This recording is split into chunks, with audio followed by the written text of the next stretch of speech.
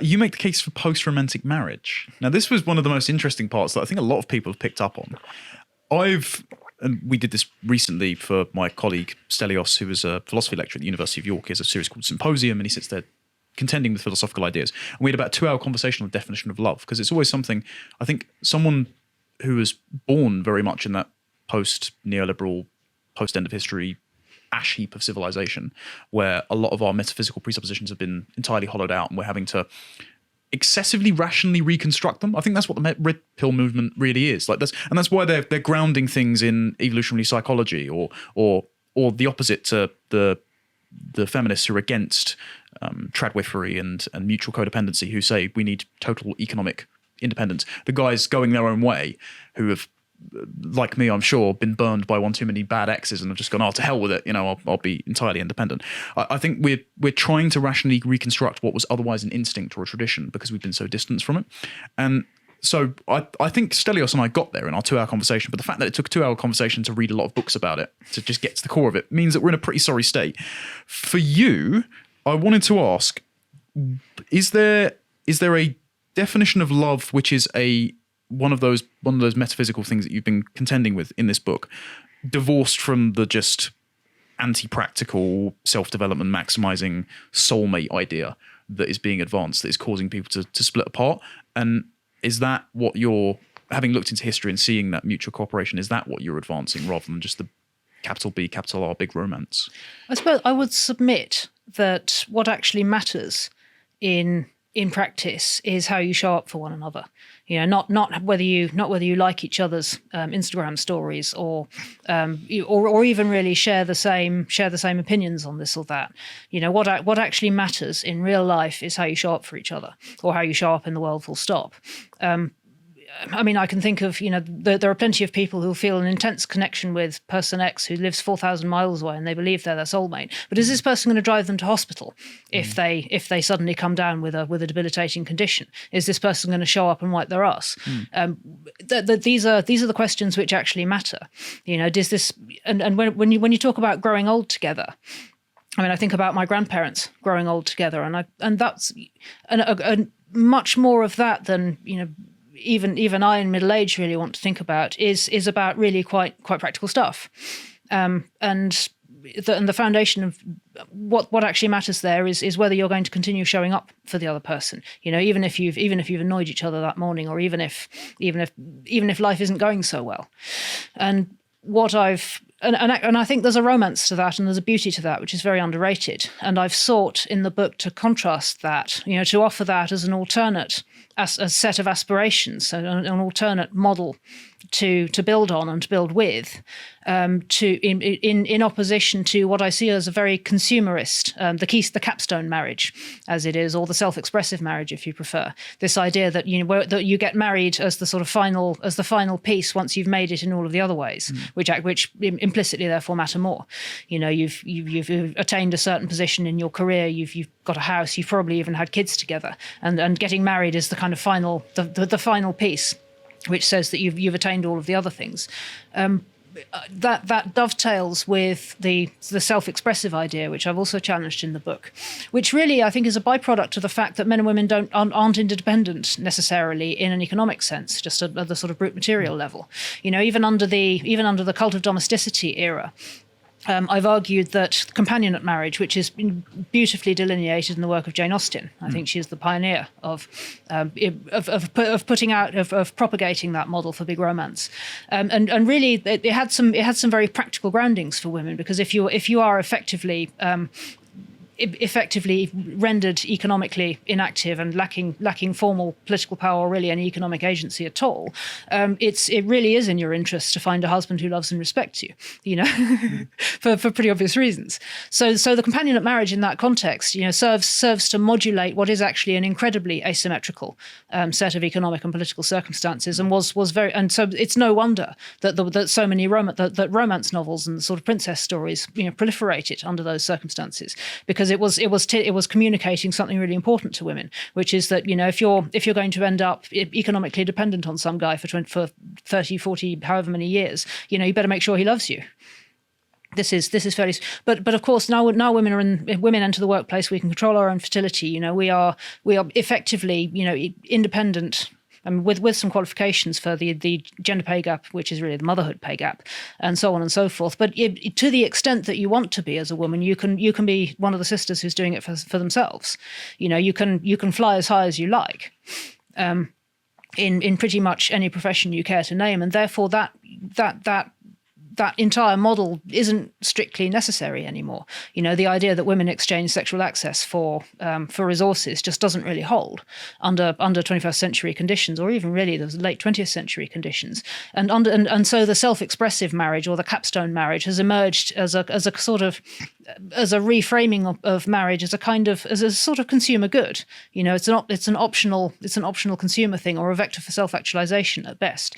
And implicitly also in that lurks the idea that if it's not delivering for you, you can send it back to the shop like any other consumer product, and you can exit your marriage for any time at any reason. Which obviously has negative consequences for any children who've been produced in the course of that marriage, because I mean you and I both know what the numbers are on children of divorce. They're not great.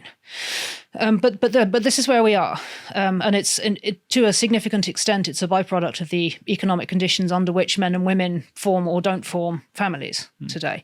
And what I've set out to argue in the book is that, in fact, if the central premise on which we're basing this idea of a self-expressive marriage is that actually there's enough economic abundance that we could be on our own if we wanted to, then I would respectfully question how sustainable that's going to be into the future. I mean, we've talked a lot about line going up and about the dwindling prospects for young millennials and your generation, and the sense that the welfare state Ponzi scheme is probably going to hit the wall sooner or later.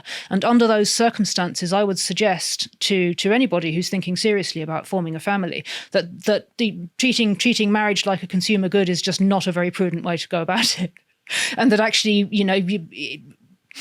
going through life with somebody who's able and willing to show up for you, even under the most dire circumstances, is an extremely good idea. And it's especially good idea if you want to have kids, because obviously it's mothers thrive to the extent in direct proportion to how well supported they are by their wider communities. Not being alone is a much nicer way to raise kids, and this is well demonstrated by the statistics and also just by observation. Given all of this, I think we should abolish big romance. We just need to can the whole idea that marriage is a consumer good that you can sack off at any moment because the world will somehow catch you and break your fall. And I just don't think it's true. Certainly not for your generation, that the world is going to break your fall if you sack it off at any moment. And I think more solidarity is in everybody's interests, men and women. We all need a bit of a freedom haircut, I would suggest. And certainly I want to make as emphatically as possible the feminist case for more solidarity for every woman of your age who thinks seriously about becoming a mother. You'd be mad not to find a values aligned, steady partner who you can trust to show up for you. And that's priority number one, not whether he gives you the warm and fuzzies. If he's a bit rude sometimes or a bit leaves his socks on the bedroom floor, it's probably less important than whether or not he's going to drive you to the hospital, should you need it. So I don't know how valuable my testimony is here, but I think to combine all that you've said there, which I wholeheartedly agree with going back to the early point in the conversation about Louise talking about the abolition of kink, that's her uphill battle. I think this is far more likely to succeed because it's grounded than her position on kink is in the realities that predated big romance. But I do think it's going to be an uphill battle because, speaking from personal experience, all that you said there about the practical side of love sounds like the approach that pretty much every man has from instinct, and the deep well of sentiment that is meant to be conjured forth, which is nice and happy and romantic, is something that a woman tries to pull out of most modern men who are more duty oriented and who really do just have that affirmative vision of, I want to protect and provide for a wife and kids for the rest of my life. And I feel like there are economic pressures in the way. And I think that the holdover of the Austen, very heavily sentiment-focused approach to romance, which was due to economic interdependency, has now set a very high bar of expectations for men specifically, that you're meant to meet not only all the woman's emotional needs, but that also you are meant to meet some material needs to spoil her and make her feel nice, and we're more than happy to do that. I mean, that's why there's that meme as well of how can men live like this, where they just have a mattress on the floor, a TV on a box, and takeout food, because men don't really spend that much money on that many things unless you're sort of addicted to video games or OnlyFans or something like that. So we are happy to spend money on you, but also that the woman at all times should have some kind of one foot out the door approach to economic independency. So she does have, if you aren't constantly meeting that high bar of protection, provision, and emotional validation, which you are also competing with the entire world for, because she can post a photo at any time and get a bunch of breadth-based validation rather than depth-based validation, it's very hard for dutiful young men to actually break this mindset. And that's why I'm glad you're tackling it from within the paradigm, as we spoke about before. But I do think it's going to be a uphill battle out of all of these issues that you're going to tackle. Yeah. At the end of the day, I'm not, you can either listen to me or not. I hope you do. At the end of the day, nobody's obliged to do what I say, obviously.